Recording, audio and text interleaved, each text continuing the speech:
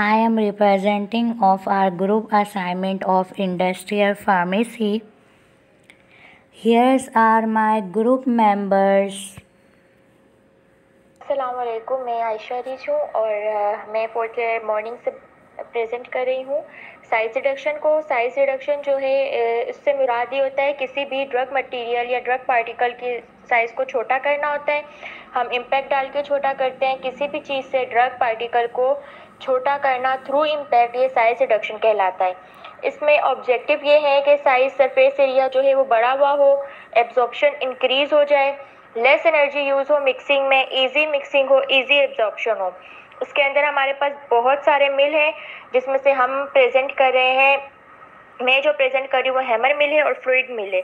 Hammer mill का principal ये है कि वो इम्पैक्ट पे काम करता है। इसकी वर्किंग ये है कि कंस्ट्रक्शन में डायग्राम देख लिया आपने, तो वर्किंग ये है कि होपर में ड्रग पार्टिकल डालते हैं, इसमें नीचे पार्टिकल आ जाते हैं, यहाँ हैमर इसको छोटा करता है, स्क्रीन लगी है उससे छन के ये रिसीवर में आ जाते हैं। यूज़ इसका सिर्फ ये है कि पार्टिकल साइज़ को छोटा करते हैं। एडवांटेजेस ये है कि हार्ड पार्टिकल को छोटा करते हैं जो सख्त किस्म के होते हैं, और डिसएडवांटेज ये है कि साउंड प्रोड्यूस करते हैं, हीट प्रोड्यूस करते हैं, फिब्रस मटेरियल जो होता है उसको छोटा करते हैं, छोटा नहीं करते, ये डिसएडवांटेज है। फ्लूइड एनर्जी मिल में प्रिंसिपल इम्पैक्ट तो है ही है, एट्रिशन भी। एट्रिशन से मुराद दो ड्रग को आपस में टकरा कर छोटा होना है। फ्लूइड से मुराद इस एनर्जी मिल में कोई ना कुछ फ्लूइड भी इंक्लूड हो रहा है। और कंस्ट्रक्शन में इसकी डायग्राम है, पार्टिकल इनलेट जिसे हुपर कहा गया है। वर्किंग इसकी ये है कि ड्रग पार्टिकल इंटर होगा, फिर यहाँ से क्लोज होके इसको कर देंगे, फिर एयर जो है हाई प्रेशर के साथ इसको देंगे। ड्रग पार्टिकल वॉल से टकराते हुए, आपस में टकराते हुए राउंड घूमेंगे पूरे पाइप में और साइज़ छोटा हो जाएगा। स्क्रीन के अंदर से ये छन के आएंगे और रिसीवर में रिसीव हो जाएंगे और एयर फिर हम बंद कर देंगे। यूज़ इसका ये है कि हीट सेंसिटिव मटेरियल को भी कर सकते हैं। Size reduce, high and degree of purity जिनमें हमें प्योर पार्टिकल चाहिए हो 8 से 20 नैनोमीटर तक स्मॉल होने चाहिए। एडवांटेजेस इसके क्या है? डिफरेंट स्क्रीन लगी होनी चाहिए। डिसएडवांटेजेस क्या है? एनर्जी हाई कंजप्शन होनी चाहिए, एमोर्फस सब्सटेंस ज़्यादा बनते हैं और हाई एनर्जी की वजह से बनते हैं। अस्सलामुअलैकुम, my name is Areeba Arshad. मुझे टॉपिक जो मिला है वो कोलाइडर मिल है।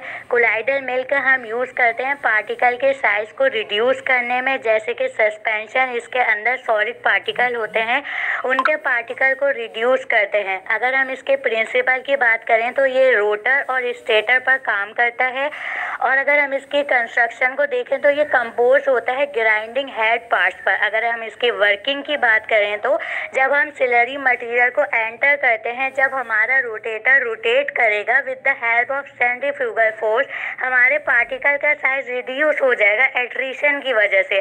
पार्टिकल साइज डिपेंड करता है रोटर और स्टेटर के बीच में जो गैप है, डिपेंड करता है हमारे पार्टिकल साइज पर। अगर मान लें 10 mm का जो है हमारे पास पार्टिकल है, इसको सेपरेट आउट करना है, तो रोटर और स्टेटर के बीच में जो गैप होगा वो 1 mm का होगा।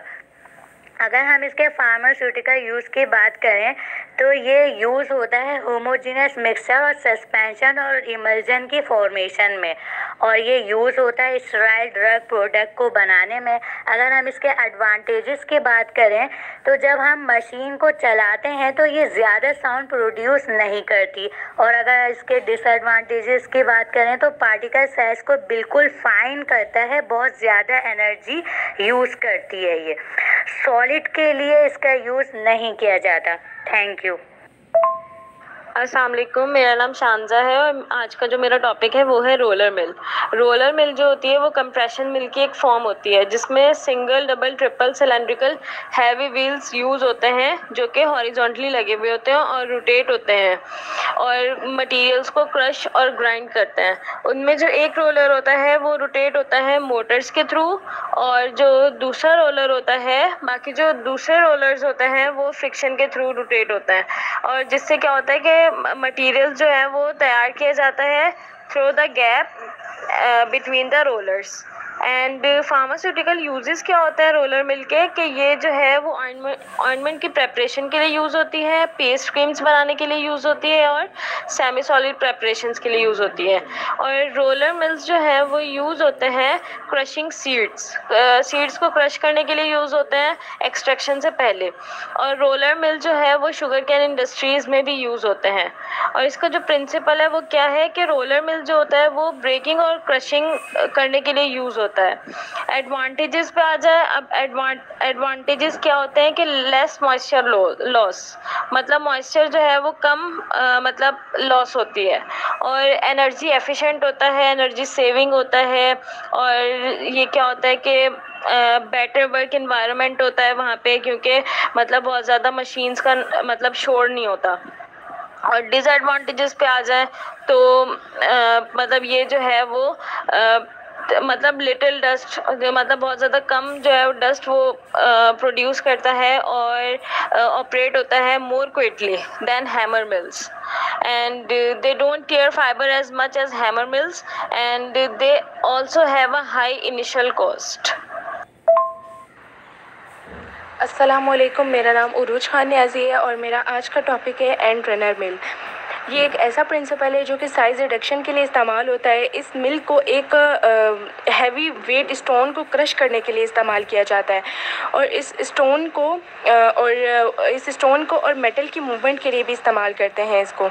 इसके बाद हम आ जाते हैं इसकी कंस्ट्रक्शन पे। सबसे पहले इसकी जो डायग्राम है उसमें सबसे पहले जो पार्ट आता है वो होता है पेस्टल डम्बेल, और उसके बाद हमारे पास एक स्क्रैपर होता है जो कि बॉटम से मटेरियल को हिलाने के लिए यूज़ किया जाता है, और उसके नीचे एक फ्लैंक्ड प्लेट लगी हुई होती है, और उसके बाद उसके साइड पे एक बेड की तरह उसका पार्ट बना हुआ होता है जहां मटेरियल को हम बाद में फर्दर क्रशिंग के लिए जमा करते रहते हैं। अच्छा, और इसके साथ पूरी मशीन के साथ एक मोटर कनेक्टेड होती है। उसके बाद हम आ जाते हैं इसकी वर्किंग पे जो हमारी मटेरियल है उसको हम सेंटर में डालेंगे सबसे पहले, मोटर के सेंटर में, और उसके बाद हम मिल को जो है ऑपरेट करेंगे। फिर पेस्टल को रोटेट करते रहेंगे अगेंस्ट पाउडर के, जो कि बेड की तरफ होता है, और उसके बाद मोटर घूमती है हाई स्पीड में और अपने साथ साथ पेस्टल को भी घुमाती रहती है। और उसके बाद स्क्रैपर जो है वो कंटिन्यूसली मटेरियल को स्क्रैप करते हैं व्हील के बॉटम से, और फिर उसको बैक पे कर देते हैं, मतलब बैक साइड पे भेज देते हैं दोबारा, जहाँ पे वो फर्दर क्रस्ट होता रहता है। इसके बाद हम आ जाते हैं इसकी यूजेस की तरफ। इसके यूजेस में जो है सबसे पहले ये सेमी सॉलिड प्रिपरेशंस की ग्राइंडिंग के लिए यूज़ होता है, सच एज ऑइंटमेंट और पेस्ट वगैरह बनाने के लिए, उनको फाइन पार्टिकल्स में लाने के लिए, इसको फाइन साइज़ में लाने के लिए उसको यूज़ किया जाता है। ये इस्तेमाल होता है uniform distribution of the content के लिए विस्कस डिस्पर्जन मीडियम में, और ये दोनों वेट और ड्राई दोनों ड्रग्स की ग्राइंडिंग के लिए यूज़ होता है। इसके बाद अब इसका एडवांटेज ये है कि ये बहुत ही इजी और आसान तरीका है ग्राइंडिंग के लिए, और इसके अलावा इसकी सफाई और मेंटेनेंस बहुत ईजी है। इसका एडवांटेज है ये, और इसका डिसएडवांटेज ये है कि ये सिर्फ और सिर्फ बैच ऑपरेशन को चलाता है। Okay, thank you.